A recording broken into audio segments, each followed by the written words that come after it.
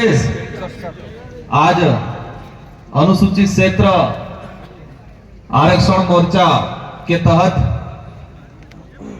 हमारे बांसवाड़ा और डूंगरपुर में बांसवाड़ा में कार्यक्रम हुआ पहला, और सेकंड कार्यक्रम अपना प्रतापगढ़ जिला मुख्यालय पे मैं मंच पे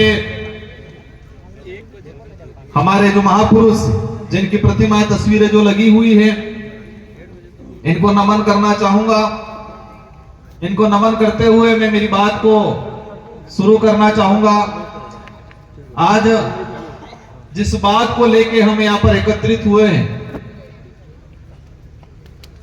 जिस समस्या को लेके हम यहां पर एकत्रित हुए हैं, अनुसूचित क्षेत्र आरक्षण मोर्चा, तो ये मंच पे जो हमारी जो प्रतिमाएं लगा रखी है, हमारे बिरसा मुंडा से लगा के ज्योतिबा फुले, जयपाल सिंह मुंडा, भीमराव अंबेडकर जी, जिस आरक्षण की अपन बात कर रहे हैं, जिस आरक्षण की अपन लड़ाई लड़ रहे हैं, इन महापुरुषों की देन है जो संविधान के अंदर सम्मिलित हुआ 5वीं अनुसूची। और बड़े दुख के साथ कहना पड़ रहा है, सरकारें कोई भी रही हो, लेकिन आज तक अनुसूचित क्षेत्र का रिजर्वेशन पॉलिसी संविधान के अंदर क्या है, सरकार ने कब कब कैसे नियम बनाए, संविधान में क्या है प्रावधान और दिया कितना, इस पे आज तक बात नहीं हो पाई। बात इसलिए नहीं हो पाई है क्योंकि हमारा क्षेत्र भोला भाला रहा,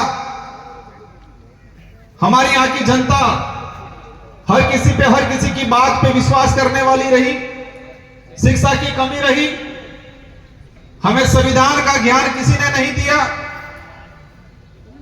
जो 1950 में बना उसकी बात किसी ने नहीं की, लेकिन 5000 साल पहले, 10,000 साल पहले काल्पनिक क्या घटनाएं हुई उसकी एक एक कड़ी हमारे समुदाय के लोगों को, बड़े बुजुर्गों को, हमारे रिटायर्ड कर्मचारियों को बताया गया। आप सबने अनुभव किया होगा कि हमारे पूर्वज या हमारे बाप दादा भी जो बड़े बुजुर्ग 60-70 साल की उम्र वाले हैं, स्कूल में नहीं गए होंगे,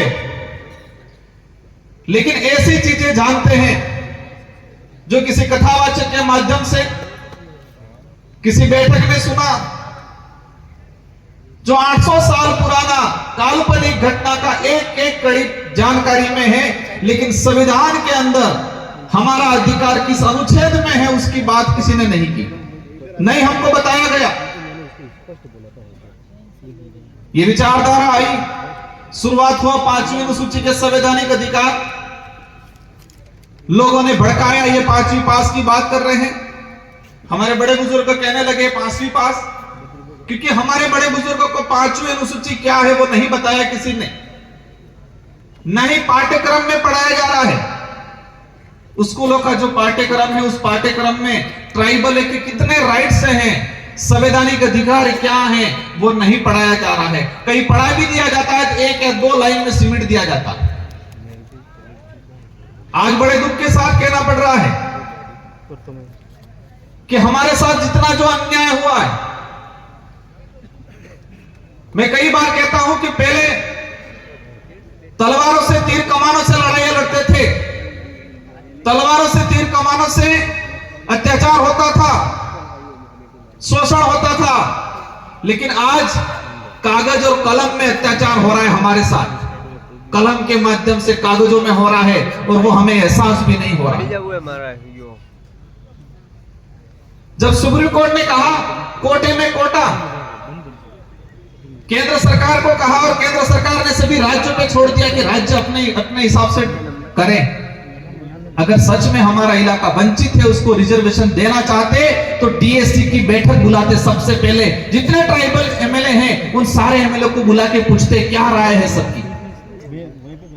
आज तक वर्तमान सरकार ने ट्राइबल एडवाइजरी काउंसिल की बैठक नहीं बुलाई। अब हमारे बड़े बुजुर्गों को ट्राइबल एडवाइजरी काउंसिल क्या है उसके बारे में भी नहीं पता है। वो पता इसलिए नहीं है कि आज तक इसके बारे में चर्चा नहीं हुई। माहौल बना दिया गया कि वो खा गया आरक्षण, वो खा गया, उसने ये किया वो किया। स्वाभाविक है, जो जागरूक पहले हुआ, स्वाभाविक है, जिसकी पहुंच राजधानियों के नजदीक थी, लाभ लिया। अगर आरक्षण देना चाहते तो लड़ाने का काम क्यों कर रहे हो?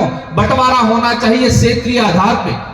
और क्षेत्रीय आधार पे इसलिए क्योंकि ये कैसे चाह रहे हैं, मीणा अलग हो जाए, भील अलग हो जाए, डामर अलग हो जाए, सहरिया अलग हो जाए, गरासिया अलग हो जाए।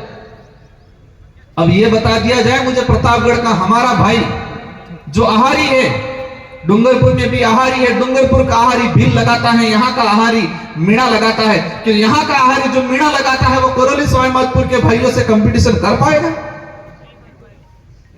अगर सच में रिजर्वेशन वर्तमान सरकार देना चाहती होती, सुप्रीम कोर्ट की भी भावना होती, तो क्षेत्रीय आधार पर बंटवारा हो जाए। इस क्षेत्रों में हमारी सबसे पहली मांग यह है, अज्ञानता वंश या षड्यंत्र के तहत या किसी भी तरीके से जो हमारे यहां भील समुदाय था इसका मीणा लिखा गया, उसका पहला संशोधन किया जाए। अगर इस इलाके के अंदर मीणा समूह होता तो इतिहास में यह पढ़ाया जाता कि महाराणा प्रताप के साथ मीणाओं की सेना लड़ी, भीलों की सेना लड़ी, यह नहीं पढ़ाया जाता। यहां भील कोर बटालियन नहीं खुलती, यहां मीणा कोर बटालियन खुलती। हम इतिहास की परिपाटी पे जाए और कागजों में भी जाते तो 1960 से पहले अगर देखा जाएगा सबका भील मिलेगा। तो मैं वही बात कहता था, पहले हथियारों से अत्याचार शोषण होता था, भेदभाव होता था, हमारे साथ अन्याय होता था, अब कागजों में हो रहा है। पहले हथियारों से होता था तो हमें नजर आता था, हमें एहसास होता था, अब कागजों में हो रहा है। और कागजों में ऐसा हो रहा है हमको पता भी नहीं चल रहा है। 50 साल गुजरने आगे लेकिन अभी तक पता नहीं चल रहा। आज भी गुमराह करते हैं। हमारी लड़ाई किसी भी पार्टी या किसी से नेता से नहीं है, हमारी लड़ाई सच्चाई को लेके है, हमारी लड़ाई हमारे अधिकारों को लेके है। आज बात करें हम आरक्षण की लड़ाई लड़ने के लिए खड़े हो रहे हैं। हमारी संवैधानिक अधिकार है क्योंकि इन पूर्वजों ने अपना खून पसीना बहाया है। आजादी के इतिहास में देखा जाए, अंग्रेजों से देखो, राजा रजवाड़ों से देखो, मुगलों से देखो, हर किसी से लड़ाई में सबसे अधिक अगर खून बहा है तो आदिवासियों को बहा है। यह बात अलग है कि उसका इतिहास नहीं लिखा गया। और इसी वजह से हमको 5वें अनुसूचित संवैधानिक अधिकार मिले, लेकिन नजरअंदाज किया जाता है आज तक। उनको लगता है चुनाव में आएंगे, थोड़ी बड़ी बड़ी लॉलीपॉप वाली बातें कर देंगे, जनता तालियां बजा देगी, वोट देगी। आज तक यही हुआ। पहली बार जनता समझदार हुई। लोकतंत्र की ताकत क्या होती है, वोट की ताकत क्या होती है, उसको समझने लगी। अपने अधिकारों को लेकर सवाल खड़ा करना सीखी, आरक्षण की लड़ाई लड़ना सीखी। अब क्या बोल रहे हैं, जनता गुमराह हो गई है। जनता गुमराह नहीं, जनता समझदार हो गई, सवाल जवाब करना सीख गई है, सही गलत का फैसला करना सीख गई है। इस बात की दिक्कत हो गई है। आज मैं कह रहा था कोटे में कोटा, देश के अंदर कई उदाहरण है। राजस्थान का उदाहरण, शहरिया एरिया। राजस्थान के अंदर एसटी के अंदर 3 प्रकार का डिवाइडेशन है, अनुसूचित क्षेत्र, गैर अनुसूचित क्षेत्र और शहरिया के जो भाई थे, जो वंचित थे, उनको अलग से प्रावधान करके दिया गया। तो राजस्थान में 3 कोटे बने हुए। क्षेत्रीय आधार पे देश के अंदर पूर्वी भारत में जाएंगे, असम में, असम के अंदर प्लेन एरिया और हिल एरिया, समतल इलाका और पहाड़ी इलाका, एरिया के हिसाब से रिजर्वेशन का, आरक्षण का बंटवारा हो चुका है। अगर सच में प्रॉफिट देना चाह रहे हैं, सच में अगर ये सरकारें चाहती है कि इस इलाके का गरीब घर का बच्चा आईएएस अधिकारी बने, तो क्षेत्रीय आधार पर बंटवारा करते। बाध्यता लगा दी उन लोगों ने, 40-45, 40%, 35%। हमारे पिछले 2 साल की भर्तियों में हमारे बच्चे नहीं जा पाए, पद खाली रह गए। और ये सरकार कह रही है 2 साल का बैकलॉग है, उस बैकलॉग के अन्य सामान्य वर्ग से भरा दिया जाए। यहां पर भौतिक सुविधा उपलब्ध नहीं करा पा रहे हो। हमारे गांवों में उस बैठने के लिए स्कूलें नहीं है, बच्चों पढ़ाने के लिए टीचर नहीं है। एक प्री प्लान देश के अंदर एक माहौल तैयार हो रहा है। सरकारी सिस्टम को खत्म करना, सरकारी सिस्टम इसलिए खत्म करना चाहते हैं ताकि गरीब का व्यक्ति, आदिवासी का व्यक्ति, गरीब घर का व्यक्ति, बच्चा उसका नहीं पढ़ पाए। ये पॉलिसी है। आज कॉलेजों में देख लो क्या हालत होगी। स्कूलों में टीचर नहीं है ताकि नींव मजबूत नहीं बनेगी बच्चे की। अगर नींव मजबूत नहीं बनेगी तो कंपटीशन एग्जाम क्वालिफाई नहीं कर पाएगा। और कुछ लोग कहते हैं कि कंपटीशन का जमाना है, कंपटीशन करना चाहिए। भाई कंपटीशन किसे कहते हैं? एक लाइन में खड़े रहो, एक लाइन में खड़े रह के दौड़ लगाओ और फिर उसको कंपटीशन कहते हैं। हमारा भाई तो 200 मीटर पीछे खड़ा है। एक बच्चा गांवों में उसको स्कूल नहीं मिल रहा है, स्कूल मिल रहा है, किताब पेन पेंसिल नहीं मिल रही है, टीचर नहीं मिल रहा है, और एक बच्चा शहर में रह के कंप्यूटर पे पढ़ रहा है, इंग्लिश में पढ़ रहा है, और कह रहे हैं कि गांव में असुविधाओं में व्यतीत होने वाला बच्चे से कह रहे हैं कि आप कंपटीशन करो। स्मार्ट लग रहा है। एक बार बराबरी की लाइन में आने दो उस बच्चे को, फिर कंपटीशन क्या होता है वो मजा तब चखाएंगे। देश को मजबूत बनाना है, देश तब मजबूत बनेगा इस देश में रहने वाला प्रत्येक वर्ग, जो गरीब वर्ग और विशेषकर आदिवासी समुदाय जिस दिन मजबूत बनेगा उस दिन देश ये मजबूत बनेगा। इसलिए साथियों, आज आरक्षण का मुद्दा है। सबसे पहले सरकार की जिम्मेदारी है, इसी बीच हमारे मध्य प्रदेश से विधायक जी पहुंचे हैं, इनका भी हार्दिक स्वागत अभिनंदन। मैं जो बात कर रहा था, सरकार की जिम्मेदारी है हर साल के अंदर, हर साल में सरकार ये क्लियर करे कि संवैधानिक प्रावधान क्या है आरक्षण का, वर्तमान में क्या लागू है, फिर जनता से सुझाव ले। अगर सच में सरकार इस इलाके में रिजर्वेशन लागू करना चाहती है, और आज रिजर्वेशन की बात कर रहे हैं हम लोग, लेकिन दूसरी तरफ क्या हो रहा है, निजीकरण हो रहा है, निजीकरण, प्राइवेटीकरण। कुछ लोग कह रहे गुजरात मॉडल। हम आरक्षण की लड़ाई लड़ रहे हैं, दूसरी तरफ बैकडोर एंट्री। इस इलाके में पंचायत साइट लगाए 2017 में, लगभग 10 से 15 हजार पंचायत साइट लगे। 4-5 साल बाद उन पंचायत साइट को सरकारी कर दिया गया, रिजर्वेशन पॉलिसी खत्म। आज विद्यासभा के तहत लग रहे कॉलेजों में, आज मेडिकल में प्लेसमेंट एजेंसी के तहत कंपाउंडर डॉक्टर लगने शुरू हो गए। डॉक्टर कंपाउंडर तो ठीक है, दिल्ली के अंदर आईएएस भी बिना एग्जाम के बन रहे हैं। आज रिजर्वेशन पॉलिसी खत्म करने, यह सारा चीज इसलिए हो रहा है कि कुछ लोग अमीर है वो अमीर बने, गरीब हो वो गरीब बने, ऐसी सोच वाले सत्ता में बैठते हैं, इसलिए ये ऐसी पॉलिसियां बनती। बाध्यता काले को लड़ाई चली हमारी, 35% बाध्यता रख ली, और उसी वजह से इस इलाके से हमारे बच्चे के क्वालिफाई नहीं हो पाए। कुछ कमियां हैं, हम मानते हैं, उसमें हम लोग भी सुधार करेंगे, लेकिन कम से कम अवसर तो मिलना चाहिए, और अवसर देने की जिम्मेदारी सरकार की है। और हमारे वर्तमान में देखा गया है, मैं इस मंच से नहीं कहना चाह रहा था लेकिन बात निकल गई, इसलिए कुछ नेता सिर्फ कटाक्ष करने पे, जब भी अधिकार की बात करेंगे, शिक्षा की बात करेंगे, स्वास्थ्य की बात करेंगे, रिजर्वेशन की बात करेंगे, वो धर्म की चटनी चटाने के आ जाएंगे हर मुद्दे पे। जब भी इस इलाके का कोई भी नेता, आम जनता अधिकार की, स्वास्थ्य सुविधाओं की बात करेगा, रिजर्वेशन की बात करेगा, न्याय की बात करेगा, धर्म की चटनी चटाना आ जाते हैं। इनका एजेंडा है कि हम कमजोर रहे, परजीवी बने रहें।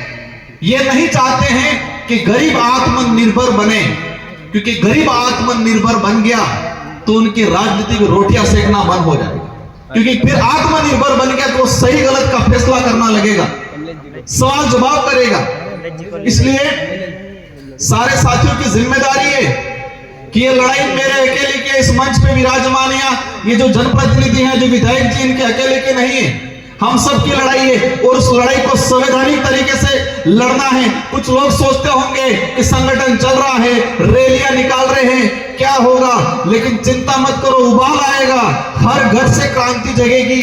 और हम इन 1 साल के अंदर ऐसा करने वाले हैं कि रिजर्वेशन क्या है, आरक्षण क्या है, कैसे रिजर्वेशन प्रावधान हुआ, कितना मिल रहा है, कितना मिलना चाहिए, ये पर्चा बढ़ा के हर घर पे चिपकाएंगे, बाहर, हर घर के बाहर, हर घर में पैदा हुआ बच्चा जिस दिन समझदार हुआ, जिस दिन बोलना सीखे, उस दिन, जिस दिन समझदार और बोलना सीखा, उस दिन से ही अपने अधिकार को जानने लग जाए। ऐसी क्रांति लाने का अपन सब मिलकर काम करेंगे, क्योंकि उन्होंने अंधकार में रखने का काम किया, हमारे अधिकारों पे पर्दे डालने का काम किया है।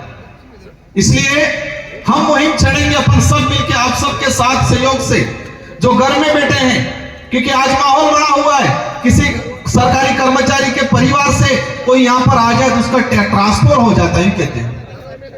पर एक बात समझना, जितने नेता कर्मचारी अधिकारी को जो न्याय की बात करता है, जो समाज की बात करता है, जो अधिकार की बात करता है, उस कर्मचारी को ट्रांसफर परेशान करने का काम करते हैं। लेकिन जो नेता, जो अधिकारी कर्मचारी को जो न्याय की बात करता है उसको परेशान करते हैं, उन नेताओं के बच्चे, मैं कहना चाहूंगा कम से कम तुम्हारे बच्चे उस काबिल बनाओ जिस अधिकारी को कर्मचारी को परेशान कर। तुम्हारा बच्चा तो बनाओ का कर्मचारी अधिकारी।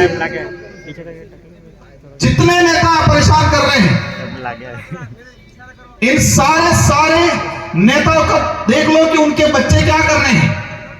जिसकी गरीब घर का व्यक्ति मेहनत करके नौकरी लगा है उसको तुम परेशान कर रहे हो, कम से कम तुम्हारे बच्चे को तो बना के दिखाओ एक बार, कम से कम उस काबिल। फिर पता चलेगा कैसे तकलीफ होती है, कैसे बनता है, कितना पसीना आता है। समय हो गया है, आप अपने अनुशासित तरीके से, महिलाएं पहले रहेगी और महिलाओं के बाद हमारे कुछ वरिष्ठ लोग वो रहेंगे और जितने हमारे जनप्रतिनिधि सारे वॉलंटियर रहेंगे। जितने हमारे जनप्रतिनिधि हैं सारे वॉलंटियर रहेंगे और व्यवस्थित तरीके से अपन ज्ञापन के लिए जाएंगे। ये शुरुआत है, ये आज ये शुरुआत है, ये क्रांति आएगी, लेकिन आपको किसी के बहकाव में नहीं आना है। जो गुमराह कर रहे हैं उनके बहकाव में नहीं आना है आपको। हर घर से क्रांति आएगी। आज ये पांडाल भरा है, एक दिन ऐसा भी आएगा कि ये पूरा प्रतापगढ़ भी भरा हुआ नजर आएगा। ये दिन भी आएगा बहुत जल्दी। इन्हीं शब्दों के साथ आप सबको आभार, धन्यवाद, जोहार, जय भीम। सभी बेटर है एक बार।